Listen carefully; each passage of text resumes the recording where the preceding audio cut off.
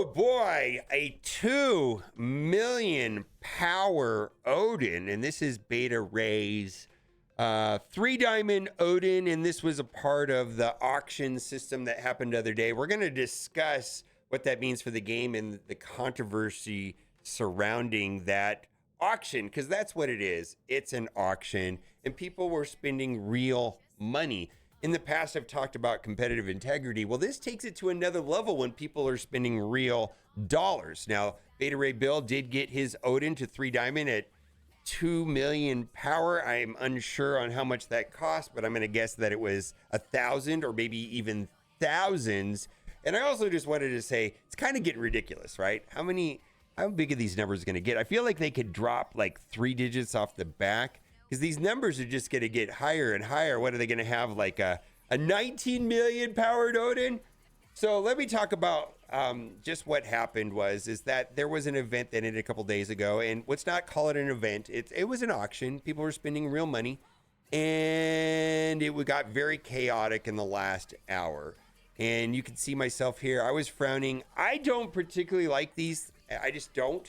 I didn't participate in this. I did not get any diamonds. I just didn't like the way it felt, like this very last minute auction to spend and spend your way up, and maybe you're going to get cut up. I mean, how bad would it feel to be 5,001 after spending money and then not get any diamonds on Odin? I just think that would feel super terrible to go all in on it. And any of those thresholds really just is something I don't like. Now, for me, I do like the leaderboard auctions where I can throw $20 at it and it doubles or triples the rewards that I would have gotten if I didn't participate in that. This was not the case on this one here. This feels like it just ramped up, and that's fine. I mean, there's people that like these things. I guess it's just to each their own. It doesn't feel good to me, and it's just something I don't personally like. Keep in mind, a lot of the things on this channel I talk about, my personal feelings. Yeah, this is just something that didn't feel good to me. Didn't want to get too involved with it. And so I'm going to be making value-based decisions. And like I said, if I can throw a small amount of money at one of these things and get something back, but this last minute spending frenzy is just not my thing. Now, there is an issue, and I wanted to talk about it because there was more than one post. There was 2 posts. In fact, if I looked at like the top 5 posts on Reddit, 2 of them were about the integrity of the Odin leaderboards. And the first post, which I didn't put here on the screen, actually said that they did it on purpose, kind of went down this conspiracy theory, but there was some questions raised. So we received Odin pay. How much did the cursed issue affect the leaderboard? And so what that was is that for a brief period of time, there was the cursed character showed up here in the Intel store. And apparently some people went to town buying the cursed shards and refreshing the store like crazy. At some point, that was a mistake, right? And then what they did is they issued out compensation to everybody. They gave everybody 1,000 power cores, 100,000 Intel, which is cool, right? Like getting more power cores and Intel. And what they did is they refunded all the power cores to the people that did that and refunded the credits. And so the conversation went down this road is, well, then people respent those power cores and got extra points.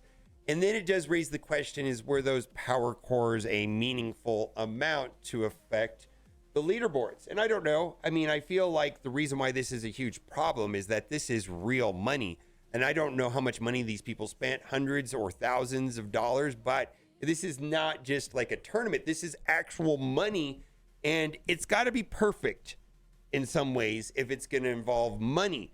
Now, they did put out an official response to this specifically, and unfortunately for me, this looks like a trust me bro situation, and one has to ask, do they deserve the benefit of the doubt? Can we give them a trust me bro and say, okay, fine. And I think that everybody's going to be at a different place on that. And for me, I can certainly see some people absolutely not. And I think some people believed this statement, which I'm going to read right here, and other people not so much.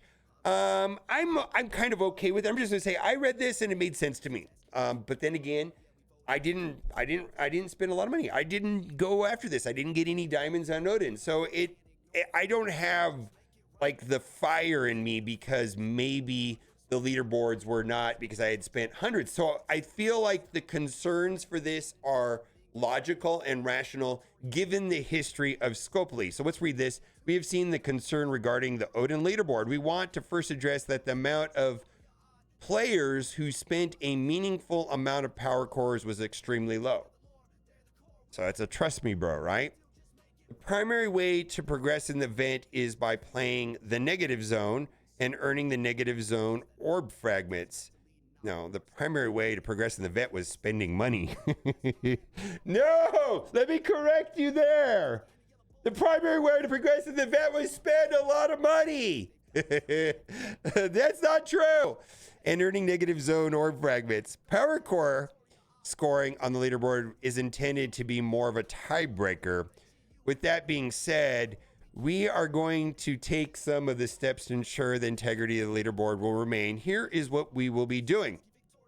After the event ends, we'll make adjustments if there are any ties by going through the leaderboard and adjusting ranking brackets, and to add additional players to each bracket if any ranks were affected by this issue. We want to make it clear that there may be no changes needed after the leaderboard ends and we look at the data. So there were 2 posts about this. One person was not happy. This person was just asking, right? Last I checked, I was about 3,400, finished 5,050 and locked out of diamonds. Oof. They're trying to tell me that 59 people didn't take advantage of the double dip 1,000 cores debacle. I did the stupid harbor thing every day to completion and even spent $60. All the free daily website claims too. I did not participate in the Intel store gaff. Long story short, I'm no longer a Marvel Strike Force player. This is exactly what I was talking about. This is the exact scenario where maybe this is true, maybe this isn't true. But regardless of that, someone that spent $60 barely missed the cutoff is not going to feel good because there was some question, and they used the word integrity of the leaderboard. The one thing I will say is there was someone, I don't know if there was more than one, but there was at least one person that I heard of who got the 1 diamond Odin without spending any money on offers. 87,000 cores to place in the top 5,000 for 1 diamond Odin. Oh my God. I thought I had a lot. Almost every day someone says, what are you doing with 24,000 power cores? I got to tell you, what I'm doing is I'm not buying Helverine. I didn't buy Victoria Hand. That's kind of my plan right now, is to skip the first character on a new team, especially if they're going to insist on making the team have, you know, like complete teams where it needs multiple characters for all the passives to work and things like that. The more that they do that, they're really going to limit people's interest in the first character. If the team is not going to work until it's a complete team, what's the point? Right? I can just wait and see how it goes, spend my power cores. They really are shooting themselves in the foot on this, especially if the characters are not plug and play type characters. I'm completely free to play and did negative zone every day, and I was able to place in the top 5,000. What did it cost me? Actually, 77,000 cores, since I got 10,000 extra points by coring Hyperion to 5 stars last week. If I know how crazy it would have been, I would have done the same for Songbird and Victoria Hand and saved another 20,000 cores. And I miscalculated my intel, or would have gotten Hyperion to gear tier 20 for another 10,000 points. Would not recommend doing this again next time. So for those of you who spent money, don't feel so bad. 87,000 cores is about $1,000 if you use Scopely pricing of $100 for 8,300 cores. I don't know if they do that anymore. I feel like purchasing of power cores is not a thing anymore.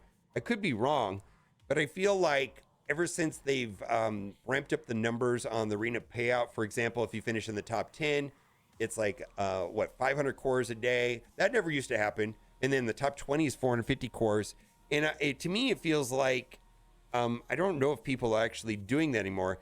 Time not to core anything for 6 months. Okay, so I guess the point that I'm seeing here, and I don't know that it really addresses this or this post right here, is, yeah, I don't know how much they refreshed and how much refreshing of this and then respending that makes a difference if it costs 87,000 cores, I don't know, or 77,000 cores just to get to the one diamond. I'm not sure. But I do feel that when Scopely has to use these trust me bro situations, I don't think they've earned it, and people are not going to respond well to it. That being said, there was also a data mine, and Time Splitter said it to me, but I believe this is a Boilon data mine. My apologies if it was Quick Draw, but it's Quick Draw and Boilon are the two data miners that I know of.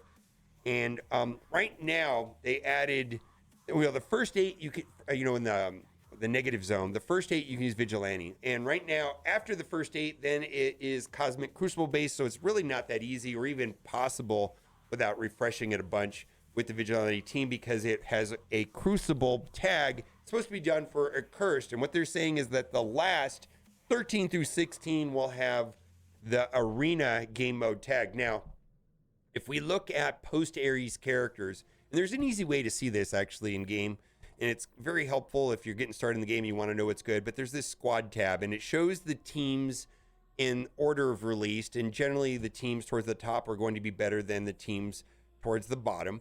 And there's definitely a line in the sand drawn right here where we talk about post-Ares character. Ares was the first character that had the boosted stats. Annihilator was the first team that had boosted stats. So you can see that that's 7.2 million. And right here, Illuminati's 5.1. So you can see that the numbers are lower below. And this was the last team that had arena tags. So we are overdue.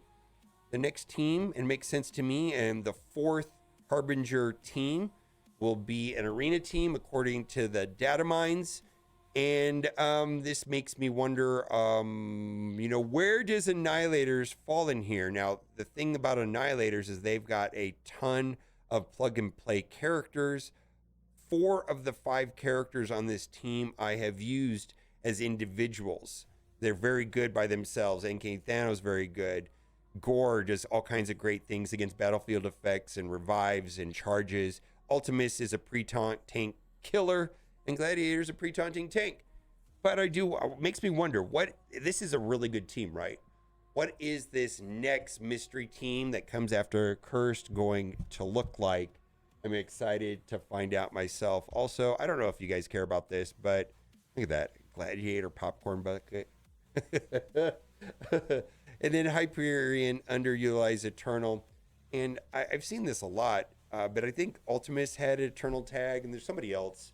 I feel like they've given up on Eternals, and I don't think they're going to do anything with Eternals. Unless there's another Eternal movie, and I don't think that's moving forward. So I get it. I feel like tags in this game are more for gameplay design rather than lore and logic. That's just my take altogether. First time seeing the Eternal tag since Cersei and Icarus. I'm disappointed that Hyperion doesn't have a single ability or buff under the Eternal tags. Yeah, there's no synergy. But I don't think they're going to do like the rest of the Eternals. I just don't. I don't think they will. All right. Bye for now.